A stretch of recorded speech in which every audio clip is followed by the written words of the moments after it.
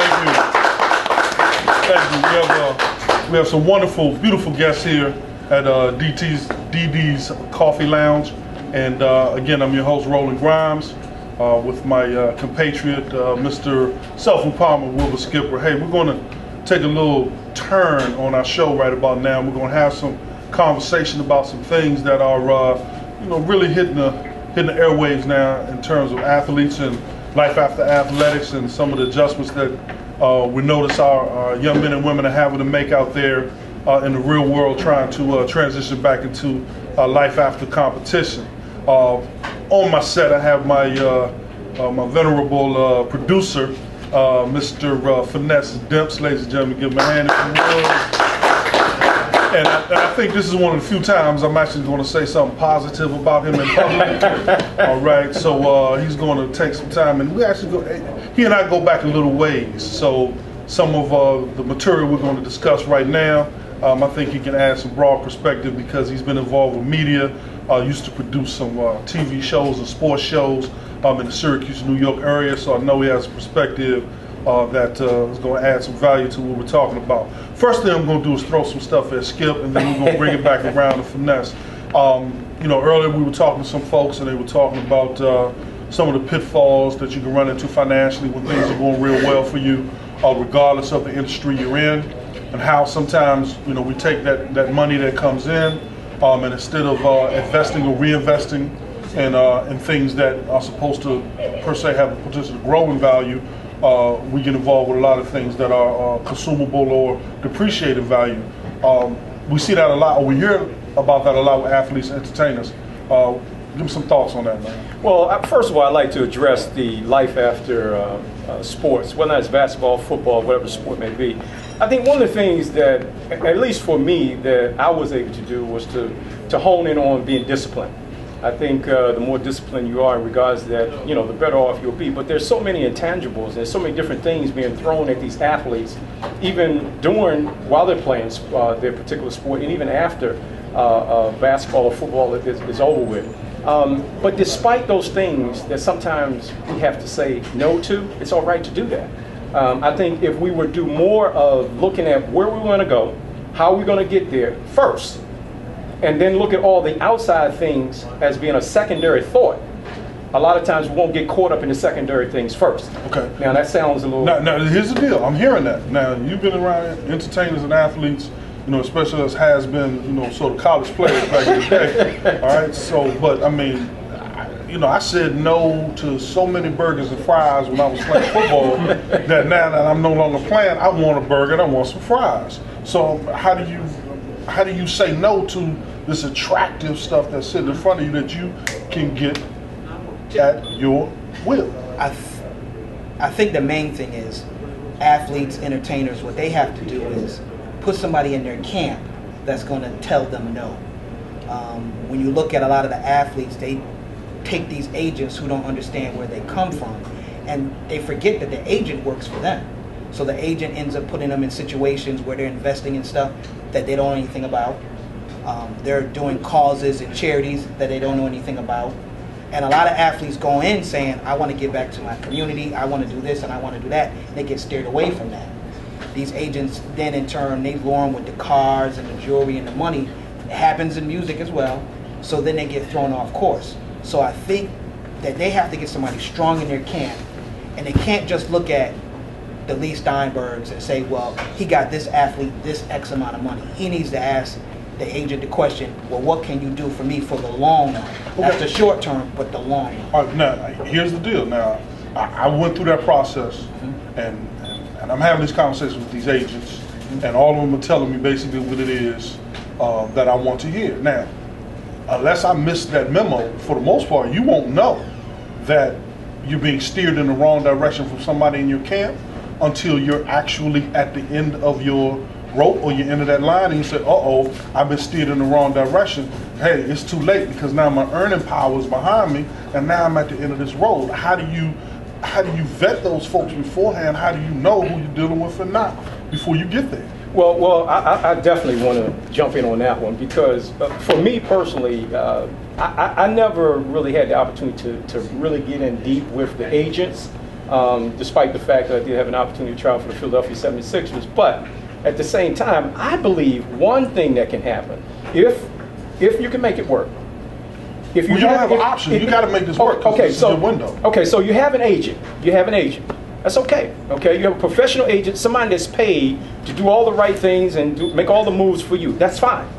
What I would propose for people to do, or athletes to do, is have somebody that you trust. Your mother, your father, your brother, somebody that's dear to you, be an assistant to the agent. Well, I wouldn't do a family member, because business, when you get on that level, you talk about money in business, it doesn't work. Well, but I would definitely do a personal assistant or a management that has some experience in that, and you hire them and say, this is what I need you to do. Even when it comes to an accountant, you don't have one accountant, you have another accountant keeping an eye on that accountant. Well, you might not, but he was saying a family member. I wouldn't do a family member. That makes sense to me, what you're saying. Yeah. But how do you know, again, whether that family member is going to be in your corner until you get to the end of that road? Well, it's just like a hiring process. Well, man, I ain't gonna hire my mama, man. Yeah. Well, that's why well, I would hire your mama. Right. I'm not saying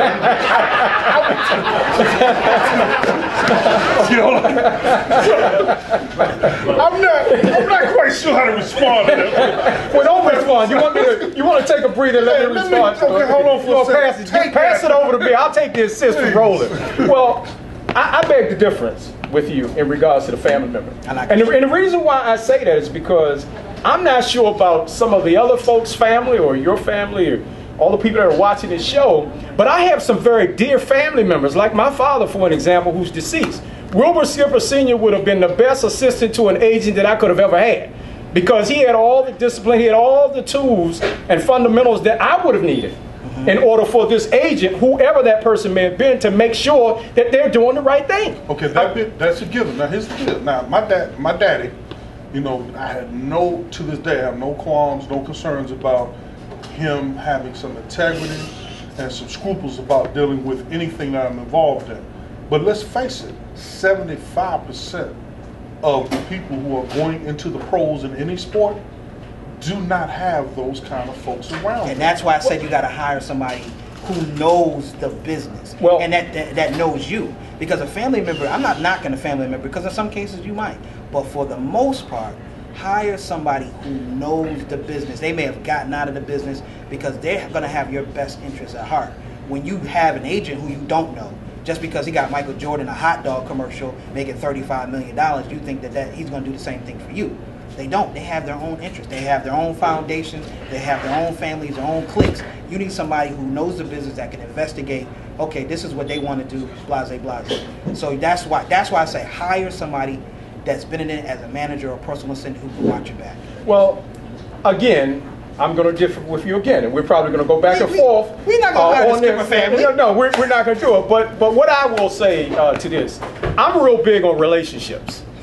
Now, if my mother and father are responsible for me coming into the world, and where I'm going back to Wilbur Skipper Sr. again. My father and I had a very close and dear relationship. He was like my brother, my confidant. He was everything to me and more that I wanted to be as a father. So for me to bypass my father, who gave it to me at a very early age, who was probably the biggest reason why I was able to excel and get to the level that I did in playing collegiate basketball and missing the NBA by a fraction of a second, it would have been good for me to have him. Now, why am I saying relationships? You go out and you hire an agent. You don't know who this agent is. You read information on there, they're supposed to be good, and this, that, and the other. They have a resume with all these great athletes. But you just said it. What makes you think that they're going to do the same thing for you that they did for Michael Jordan? That's why I said you hire somebody. Look, you don't have to. Wait a minute. But you don't have to understand. I can say Beyonce's father took money from her.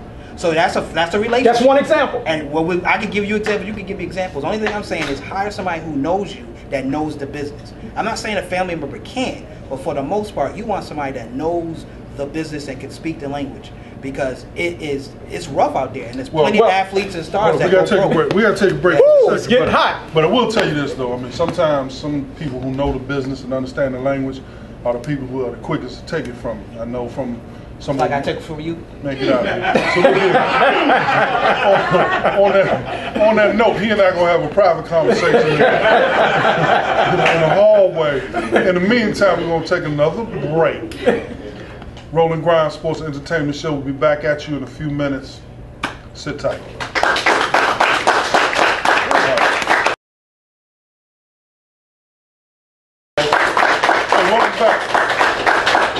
Welcome back to the Roland Grimes Sports and Entertainment Show. We're going to jump right into our next segment. As you know, we finished off the last segment talking a lot about athletes' decisions that they're making to navigate their financial future. We're going to take a little spin right now. We were talking offline a little bit earlier, and we were sharing with one another that there's a system, quote-unquote, systems in place that sort of program the athletic mind socially, economically, politically, long before they make it to NFL, NBA, NHL, MLB. Let's talk a little bit about that. I mean, you guys have been involved with education, you've been involved in athletics, been around athletes, decision makers, etc. What types of things are you seeing, or are you aware of, or have you experienced from early on that taught you to buy 240 pairs of Air Jordans instead of 240 shares of Nike stock? Well, the first thing I would say is peer pressure. And again, you do not have to feed into the peer pressure, but it takes a special and unique person to be able to do that. If you want to fit in, you want to be a part of the Joneses, then you're going to do the same thing that those people do that are part of the Joneses.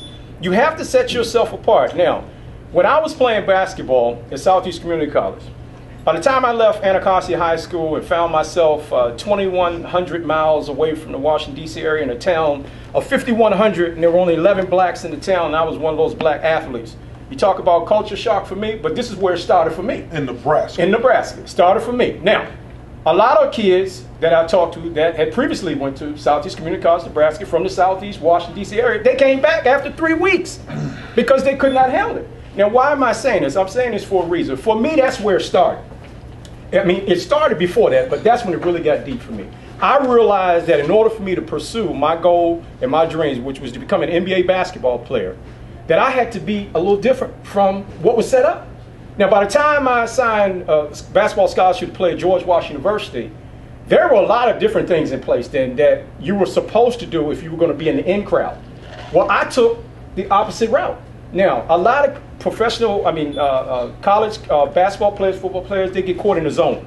I call it a zone. Okay. I call it this narrow place where if 10 or 15 people are in and you're not in, then they're looking at you as being outcast. Right.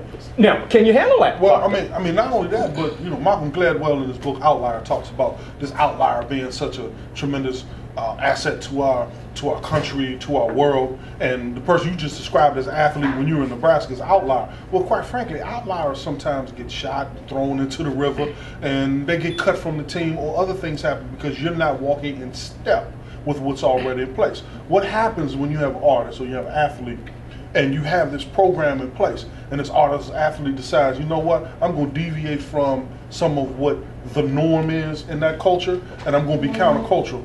Come on, are you taking a risk to your entire professional opportunity? Yes. Well, yeah, they think that's the case. There was a book, and I might not be getting the title right, the $40 Million Slave. Something to that effect. Something to that effect.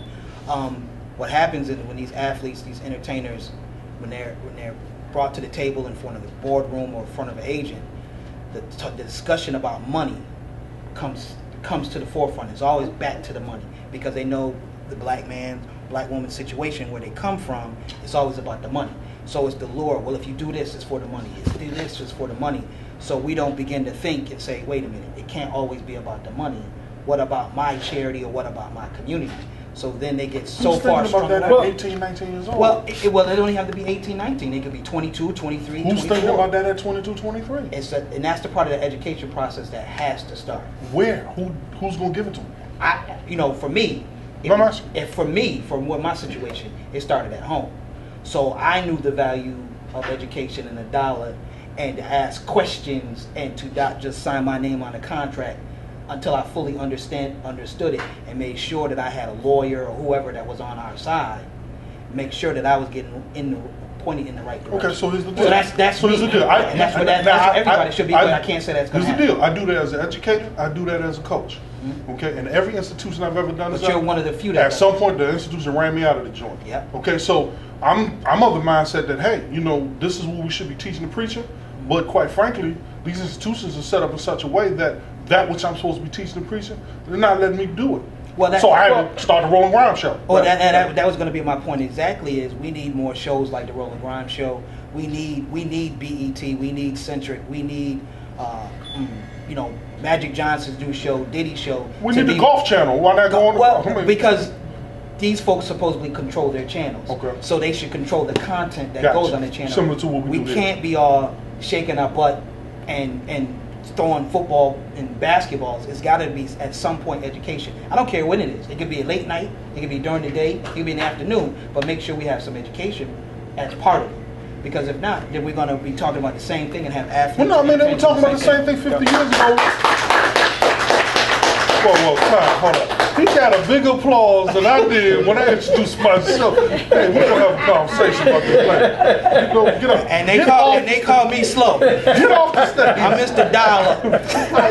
I mean, you know what? I don't even know what I was getting ready to say. Well, that's okay because I remember lastly what this gentleman sitting in the middle here said. I do agree with you on this. I mean, we've been talking for a little while now, and I haven't agreed with you on a lot of things that you've said. Right, I wouldn't hire your family. We've had some differences there. However, I do agree with the educational piece. I think that's a huge part of what's missing with our kids, and some of that responsibility does fall on the parents. If you have parents that maybe did not get it when they were coming up, sometimes you can't expect them to give it to a kid despite the fact that they become a parent. Okay. So it's important, I think it's important for us to talk about education because so let's talk about education. For me, you need to have that. You need to have that. To me, education is an amorphous, abstract term.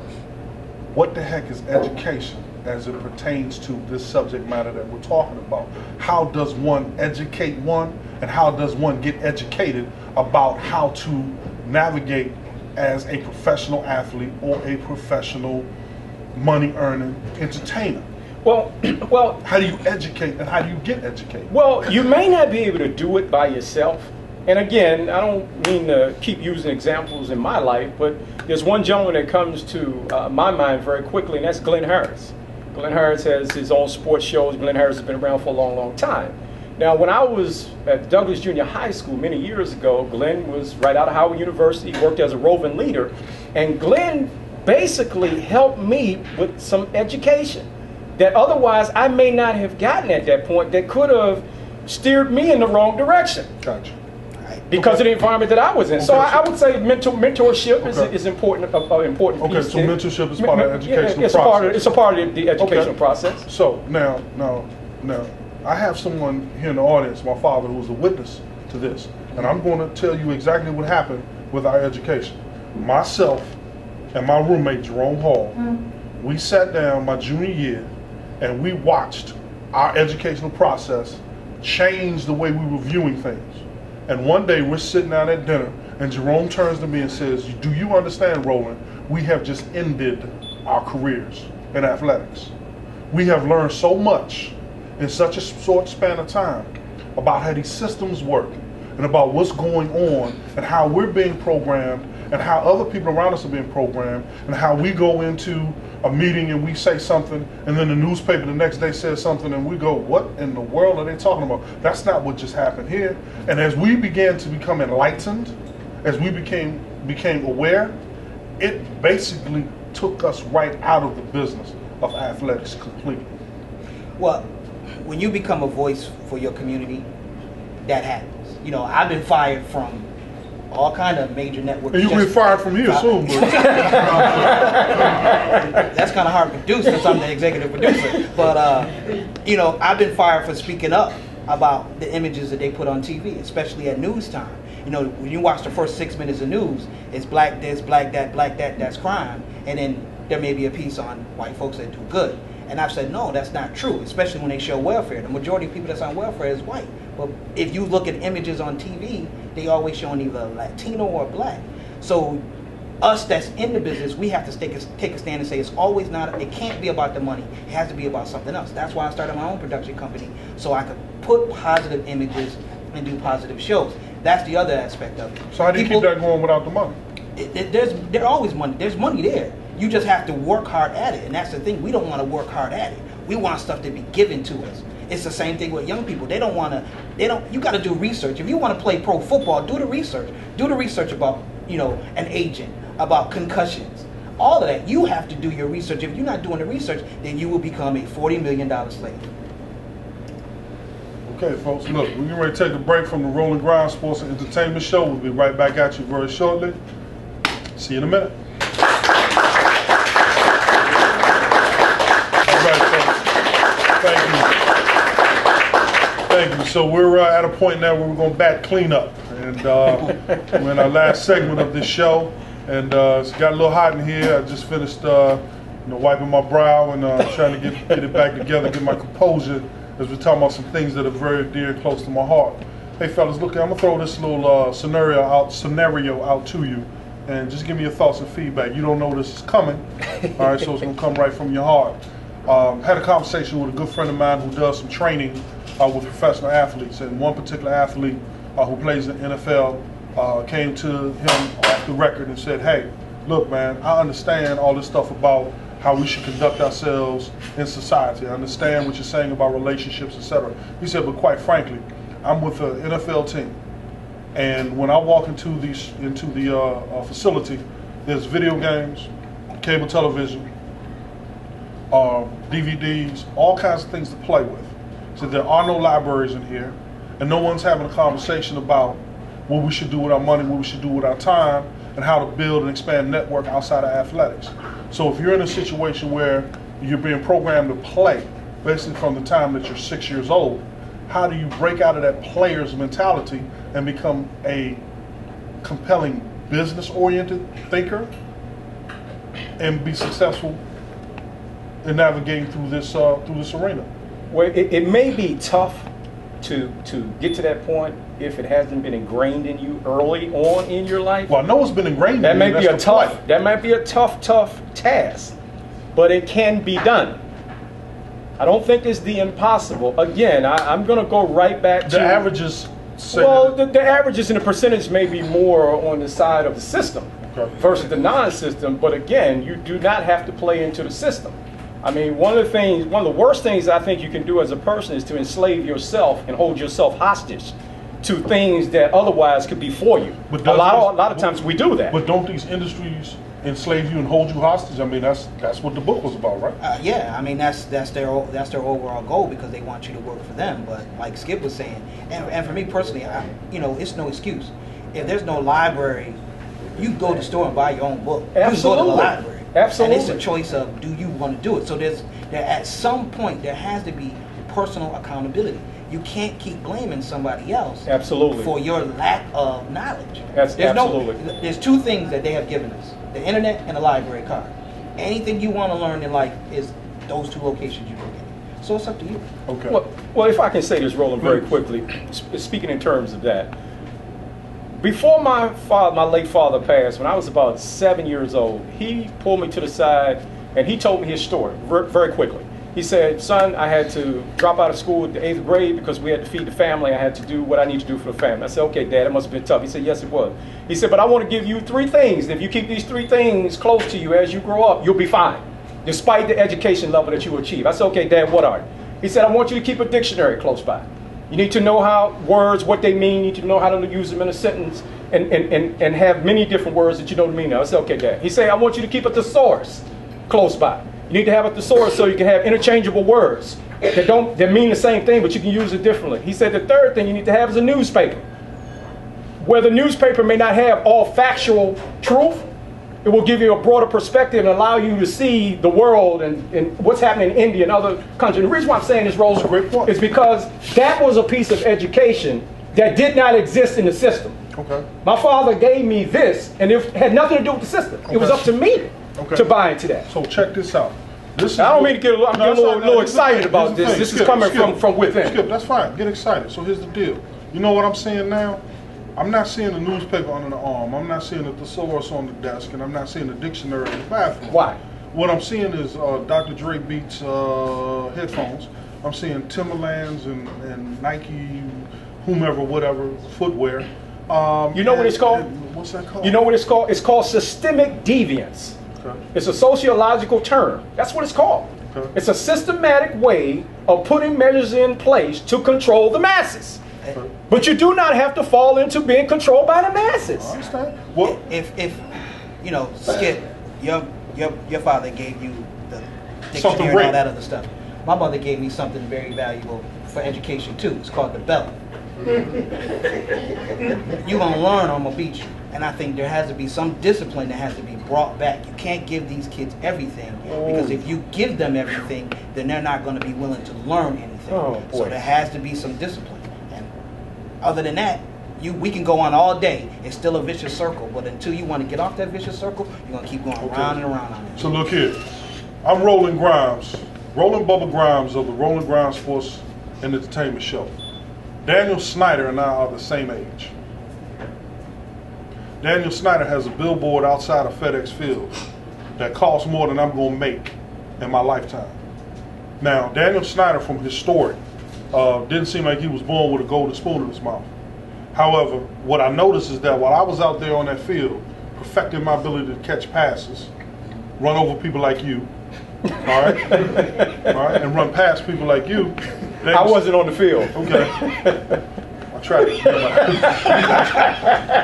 Daniel Snyder was sitting somewhere in the library, and he was surrounding himself with some other people who never were picking up a ball, but they were trying to figure out how to own the ball team, while I was trying to figure out how to play for the ball club.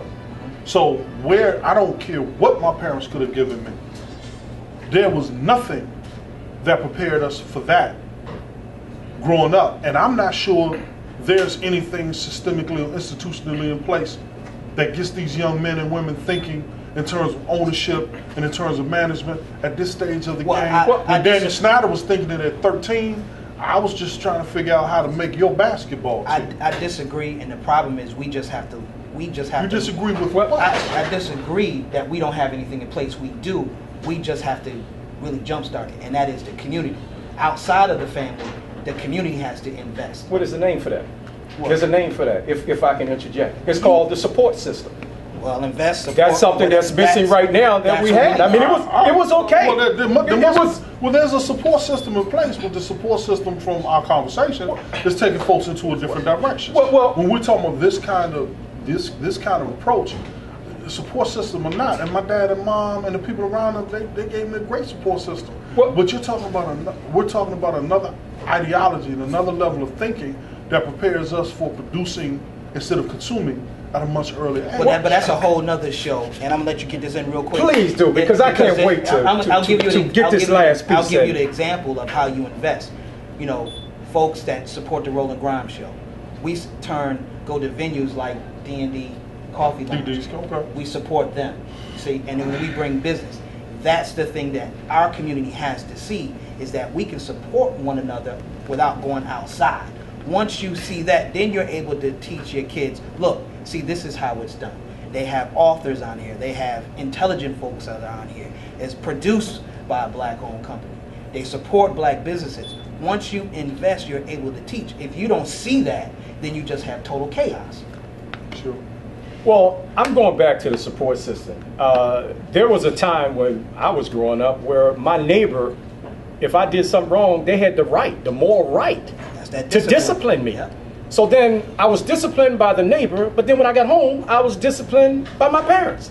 Now, we talk about the support system. Your mother and father, many of you all don't know this, Mr. and Mrs. Grimes, were very dear to me at a very, very, very early age. Support system away from home. We need to get back to the support system. Now, in terms of the law, who heard of time out when they were a kid doing my hair? Time out? Time in. Time in. Time belt. It was other measures that were used to keep us in line. The kids now have too much authority. If you look at the laws right now, if a kid picks the phone up and calls and my mommy and daddy hit me, well, you better hope that there's no bruises on it, because you're going to jail. My parents welcome that call. Call the police. Send them to the house. It's a problem if your child knows the lyrics to Nicki Minaj but don't know the ABCs. That's on the parent, that's on the community, that's on the religious organizations. And that's the thing that has to change. Well, you know, I would say in closing, it's a problem when the parents know the lyrics to Nicki Minaj but don't know the preamble to the Constitution. Hey, folks. Like I always tell you, it's okay if you know Nicki Minaj, but know the business. I got you. And he does know the business, so just to clean that up a little bit. So, Nikki, I'm going to get to know you and the business. Hey, folks, we're going to wrap it up right now. Thanks again for joining us. We will see you next week on the Roland Grimes Sports Entertainment Show. Thank you to my guest, my producer, Mr. Phinesse Demps, and, of course, Mr. Self-Empowerment, Wilbur Skipper. Hey, folks, God bless you. Thanks again. Goodbye.